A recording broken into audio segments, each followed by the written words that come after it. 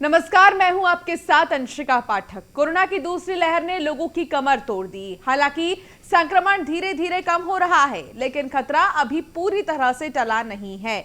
संक्रमण को रोकने के लिए केंद्र से लेकर राज्य सरकारें वैक्सीनेशन पर फोकस कर रही हैं, क्योंकि यही कोरोना से निपटने के लिए सबसे उत्तम साधन है। वैज्ञानिकों की माने तो तीसरी लहर का खतरा अभी भी बरकरार है। आगे क्या होगा ये किसी को नहीं पता। अब सवाल ये उठता है कि आखिर जिसको हमने वोट दिया वो ऐसी स्थिति में लोगों के कितने काम आए, लोगों की किस तरह से मदद की, क्या वो इस बुरे वक्त में सामने आए, लोगों के साथ खड़े रहे। इसी की हम पड़ताल करेंगे और दिखाएंगे क्या है जमीनी हकीकत हमारे खास कार्यक्रम नेताजी कहां है में।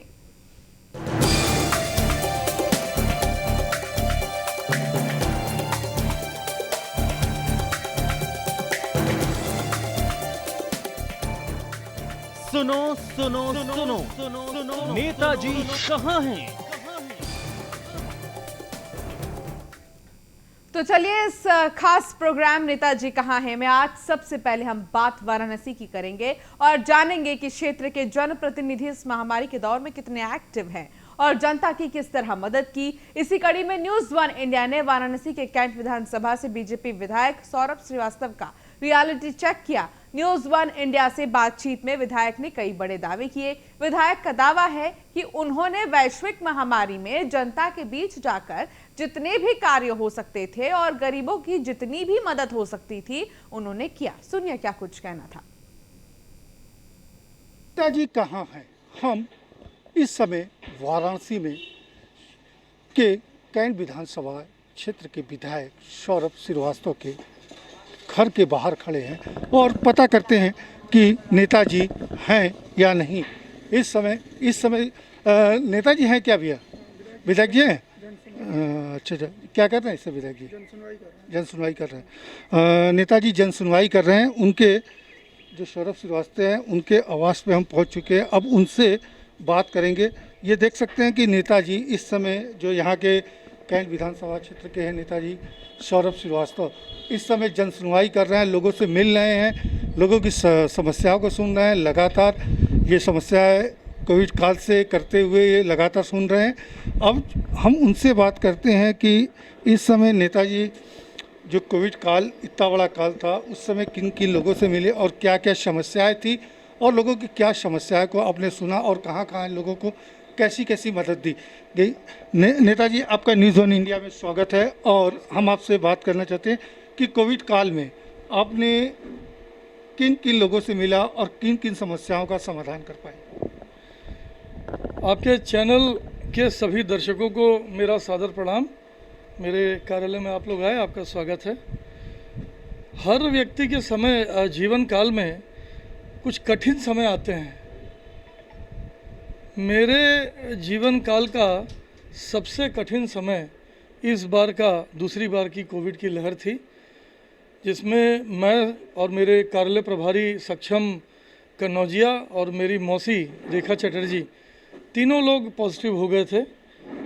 मेरी तबीयत भी बहुत ख़राब थी और डॉक्टर ने मुझे कम से कम 8 घंटे सोने के लिए कहा था। लेकिन विपदा ऐसी आई थी जिसमें 8 घंटे की कौन कहे, 3 घंटे सोने को नहीं मिलता था। रात 3 साढ़े 3 बजे तक लोगों के फ़ोन आते थे और सुबह 5 साढ़े 5 बजे से फ़ोन आने शुरू हो जाते थे। मैं और सक्षम 2 अलग अलग स्थानों पर आइसोलेटेड थे। होम आइसोलेशन में ही हमने अपना ट्रीटमेंट किया और इस दौरान हमने कॉल सेंटर रन किया। हमने अपना नंबर फेसबुक पे दे दिया, अखबारों में दे दिया, सोशल मीडिया के हर प्लेटफॉर्म पे मैंने अपना नंबर वायरल कर दिया और सभी से ये कह दिया कि इस कोविड काल में जिसको जो भी समस्या हो मुझसे संपर्क कर सकता है। तो मुझे न सिर्फ वाराणसी कैंट विधानसभा जो कि मेरा निर्वाचन क्षेत्र है, बल्कि वाराणसी की सभी विधानसभाओं से, इवन अगल बगल के ज़िलों से, इवन बिहार से, झारखंड से, जगह जगह से कॉल आती थी। नोएडा, गाज़ियाबाद से भी कॉल्स आईं। मैंने कभी किसी को मना नहीं किया कि आप मेरे क्षेत्र के हैं तो आपका काम नहीं करूंगा। मैं वहाँ के अधिकारियों से बात करके उनके काम का सॉल्यूशन कराता था। बेसिकली बहुत ज़्यादा जो फ़ोन आते थे वो भर्ती कराने के और उसके बाद ऑक्सीजन सिलेंडर के। तो मैंने शुरुआत में ही आसपास के ज़िलों से अपने कुछ मित्रों से, जिनका हॉस्पिटल वो नॉन कोविड अस्पताल था और ऑपरेशनल नहीं था, कुछ छोटे हॉस्पिटल्स थे जहां ऑक्सीजन सिलेंडर की रिक्वायरमेंट नहीं थी, मैंने उनसे ऑक्सीजन सिलेंडर इकट्ठा कर लिए थे और वो ऑक्सीजन सिलेंडर मैं एक जगह पे रिफिलिंग करा के और अपनी ही गाड़ी से जगह जगह लोगों के घरों पे डिलीवर कराता था जिसको भी ऑक्सीजन सिलेंडर की ज़रूरत होती थी।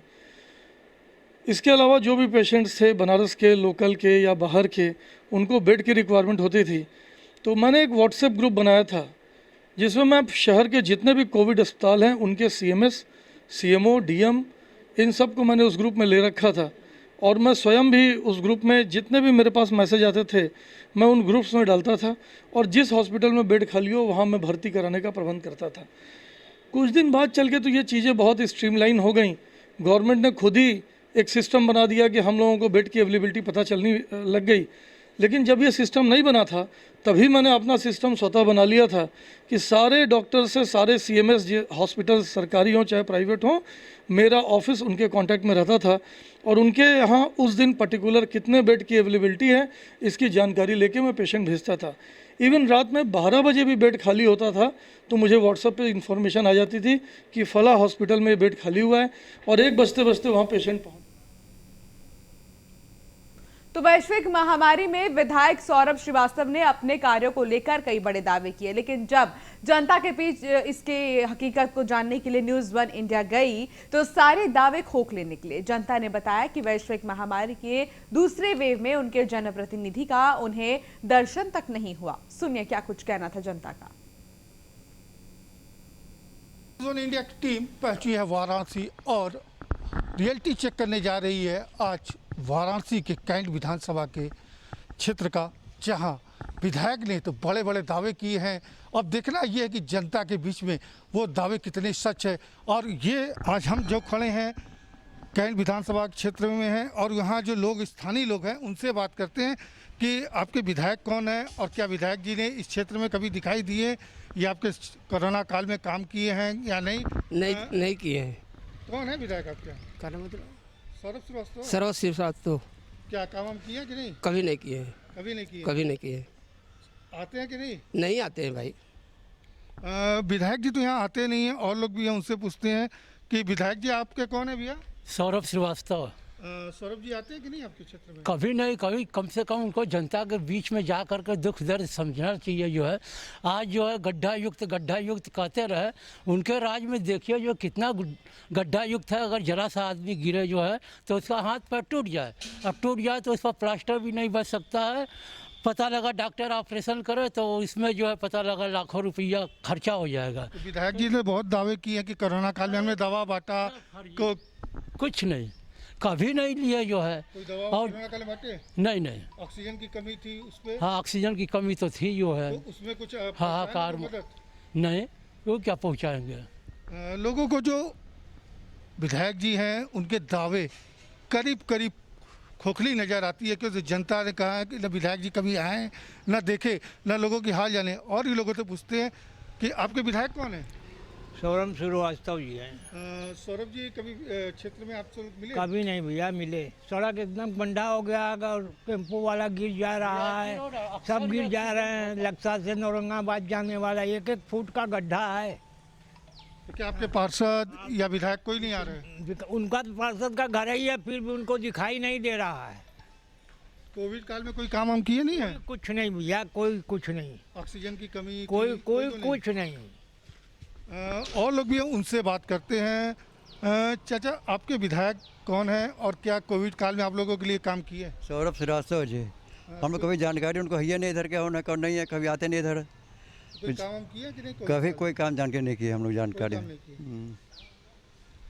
तो केवल विधायक जी के दावे तो बहुत कर रहे हैं कि हमने कोविड काल में लोगों को ऑक्सीजन दिया, हॉस्पिटल गए, लोगों को दवा दिया, सामग्री बांटे, क्या ऐसा कुछ मिला ही नहीं? कुछ भी नहीं किया यहाँ पर इस क्षेत्र में। जनता परेशान है बिल्कुल इधर के इधर। और लोग भी हैं उनसे बात करते जो स्थानीय लोग हैं। भाई साहब आपके विधायक कौन है यहाँ? सौरभ श्रीवास्तव। सौरभ जी कोई काम हम किए कि नहीं? कोई नहीं काम, कोई काम नहीं किया। कोई काम नहीं किए, न उनका आज तक कोई शिलान्यास का उद्घाटन हुआ है। कोई भी काम क्षेत्र में कोई शिलान्यास करके उद्घाटन किए हो ऐसा कुछ नहीं है। और सड़क आज भी गड्ढा है, गड्ढा मुक्त करते रहे, गड्ढा मुक्त नहीं हुआ। विधायक जी का कहना है कि कोविड काल में उन्होंने बहुत काम किया, सड़क लोगों को ऑक्सीजन बांटा और लोगों के से मिला, लोगों से संपर्क किया, सोशल मीडिया से मेरा संपर्क था, तो क्या ऐसा सोशल मीडिया तक ही रहा या फिर लोगों से संपर्क भी किया? उनका काम सिर्फ सोशल मीडिया तक ही रहा। कोरोना काल में उनके लोगों को ही सिर्फ मदद पहुंचाया गया, बाकी जनता चिल्लाती रह गई, भूखी रह गई, ऑक्सीजन बिना तड़पती रह गई। हम खुद देखें, लेकिन ऐसा कुछ नहीं मदद पहुंचाया गया। तो आप लोगों ने भी विधायक जी से अपील की थी? बिल्कुल कहा गया, क्या कोई मदद नहीं पहुंचा। हम लोग क्षेत्र से जनता लोगों से पैसा उधार कर वो इलाज करवाया गया गरीबों का। उनके पिता और माता जी भी इस क्षेत्र से विधायक थी, उन्होंने काम किया था, लेकिन बेटे ने वैसा कुछ नहीं कर पाया। कोविड काल जो इतनी बड़ी परेशानी थी लोगों के लिए महामारी में, लेकिन उस समय भी विधायक जी ने कुछ नहीं किया। लोगों की बस बड़े दावे थे और बड़े बड़े बातें थे, केवल सोशल मीडिया पे ही दिखा। जनता उनसे त्राही माह कर रही है और जनता परेशान है कि विधायक जी लापता है। News 1 India, Sujit Patel, Varanasi. तो विधायक के विकास की पोल जनता की तरफ से आपने सुन ही ली और न्यूज़ 1 इंडिया के रियलिटी चेक में बीजेपी विधायक सौरभ श्रीवास्तव फेल होते हैं। तो न्यूज़ 1 इंडिया पर नेताजी जो रियलिटी चेक किया गया उस पर फेल होते हैं।